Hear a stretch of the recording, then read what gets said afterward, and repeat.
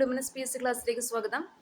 പ്രിയ സുഹൃത്തുക്കളെ, കേരളത്തിലെ ലക്ഷക്കണക്കിന് PSC ഉദ്യോഗാർത്ഥികൾ ഉറ്റുനോക്കുന്ന അതായത് ഒരു നിർണായക വിഷയത്തിലേക്കാണ് നമ്മൾ ഇന്ന് വിരൽ ചൂണ്ടുന്നത്.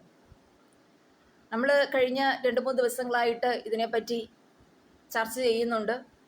പല കൂട്ടുകാരും കമൻസും അവരുടെ വേദനാജനകമായ അഭിപ്രായങ്ങളുമൊക്കെ നമ്മളുമായി പങ്കുവച്ചു.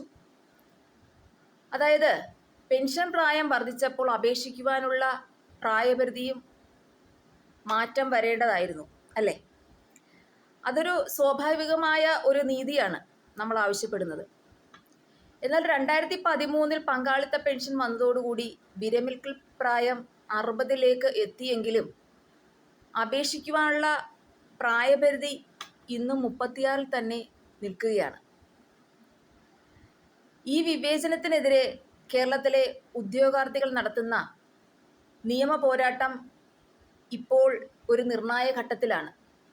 വർഷങ്ങളായിട്ട് നീതി തേടി പല സ്ഥലങ്ങളിലും കോടതികളിലും മറ്റ്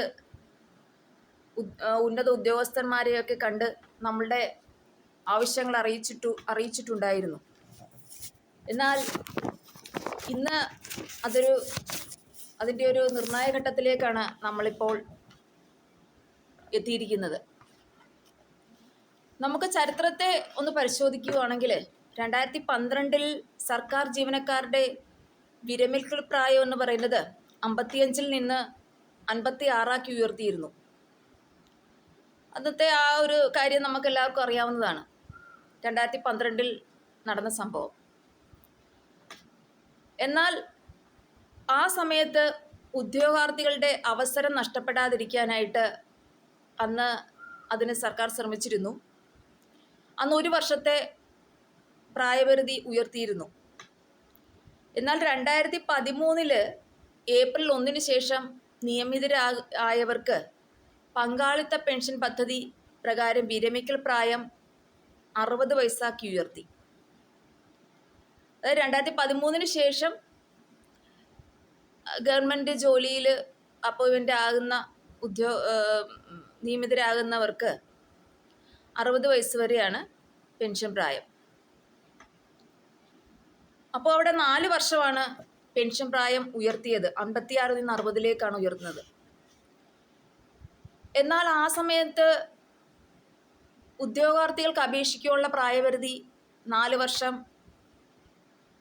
കൂട്ടാഞ്ഞത് മനഃപൂർവ്വമാണോ അതോ ആ ഉദ്യോഗാർത്ഥികളെ പരിഗണിക്കാത്തതാണോ എന്നറിയില്ല.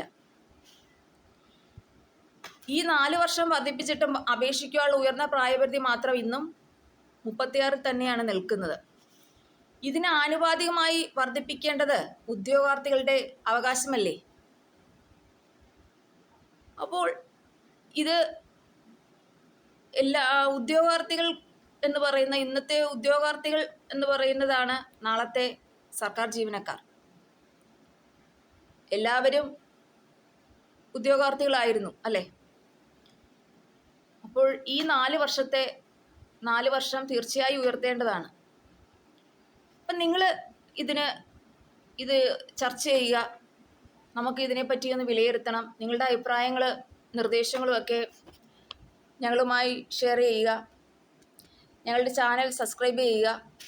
നിങ്ങളുടെ വിലയേറിയ നിർദ്ദേശങ്ങളും അഭിപ്രായങ്ങളും ഒക്കെ ഞങ്ങൾ പ്രതീക്ഷിക്കുന്നു. എല്ലാവർക്കും നല്ലൊരു ദിവസം ആശംസിക്കുന്നു. Thank you.